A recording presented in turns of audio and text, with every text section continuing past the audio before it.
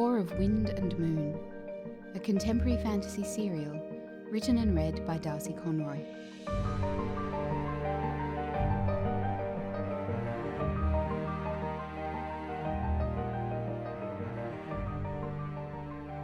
Season 1, Chapter 3.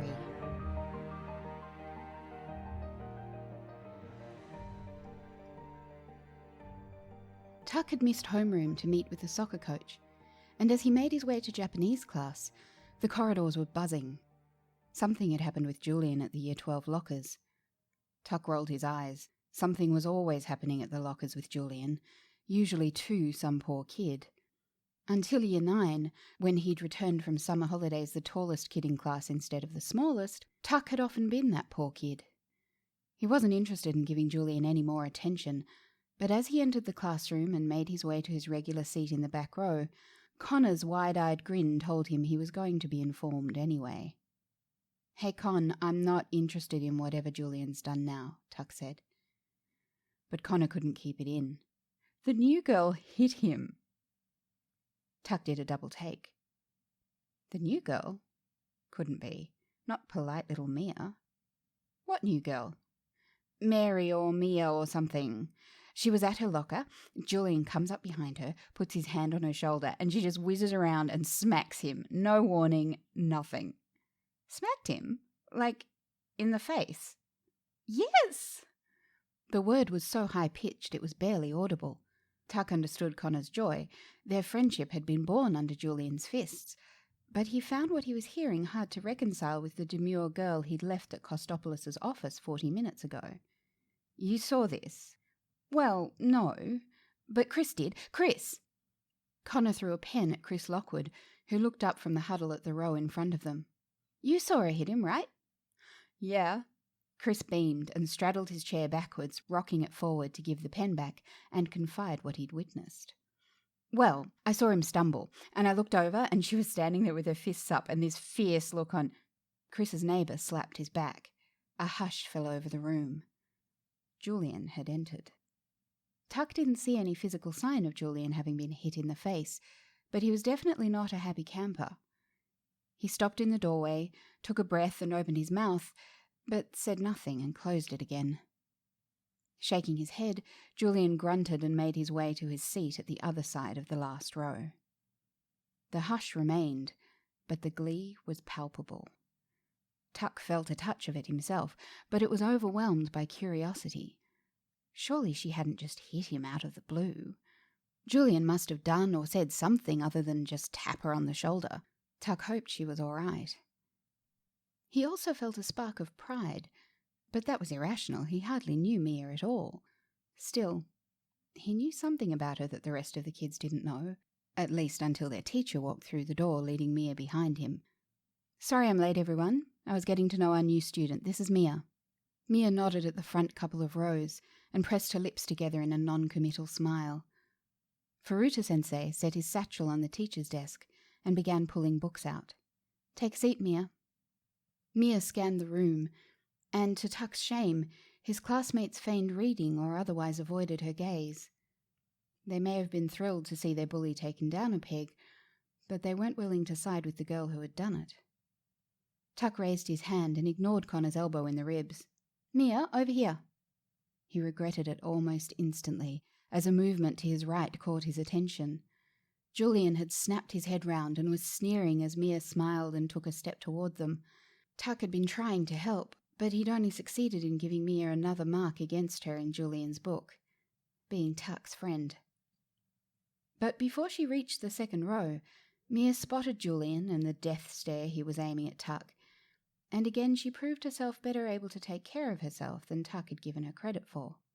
She stopped, searched the middle rows, and took the nearest isolated seat instead. Unfortunately, it was directly in front of Julian, but at least it wasn't next to Tuck. Not that snubbing him appeared to have helped. Julian's tight-jawed expression didn't change. His eyes bored hate into the back of Mia's skull. Tuck had been on the receiving end of that look too many times. Mia was going to pay.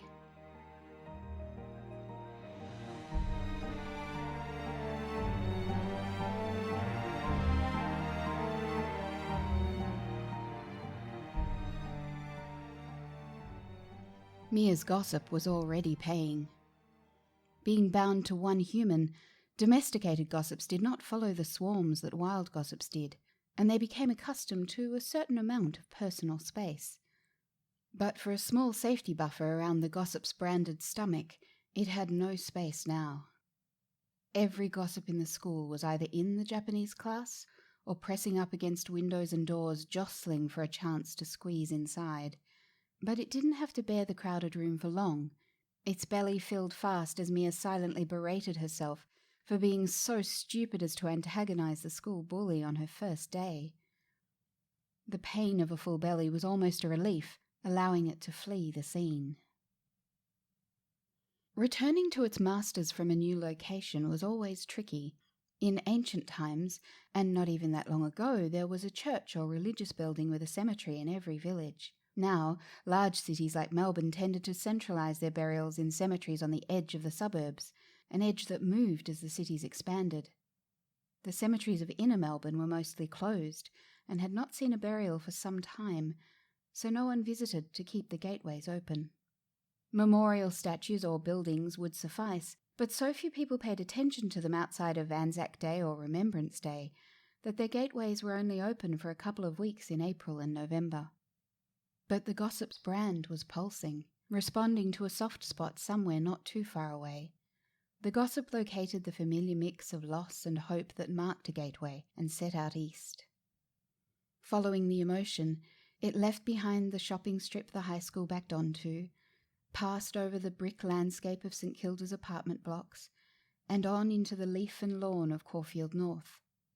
There, a gaggle of wild gossips was zeroing in on the emotion too, descending toward a cream-coloured house with an enormous lily-pilly tree in the backyard. In the living room of the house, a 4-year-old boy sat crying in his mother's lap. But Mia's gossip wasn't looking for the source of the grief. It was looking for the piece of soul the boy was missing. It found it shimmering under the soil beneath the tree, under a tiny memorial made of icicle sticks.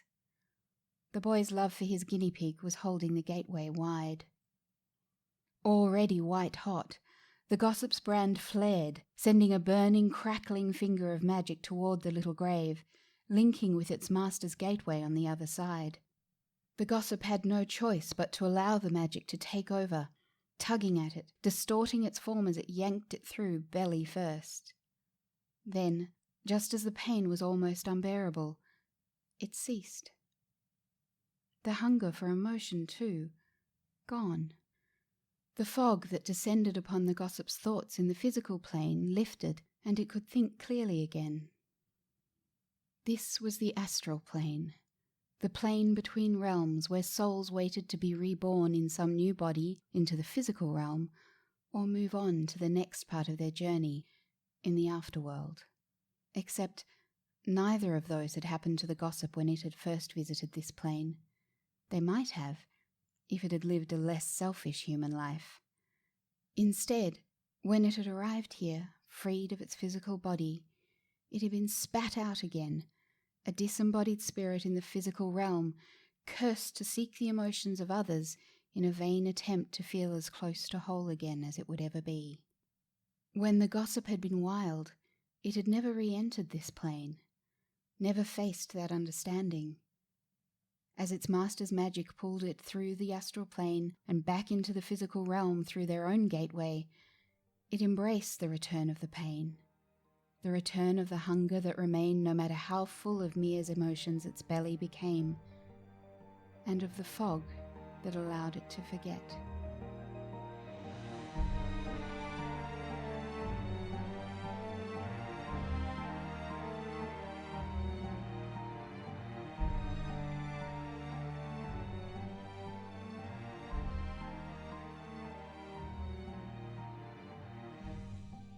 That was Chapter 3 of Season 1 of The War of Wind and Moon.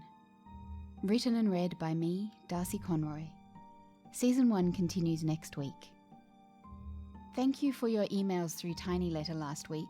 Almost all of your questions were about the gossips, and though I responded with, sorry, spoilers, I think many of your questions were answered in this chapter, and more will be answered when we meet the gossips' masters next week.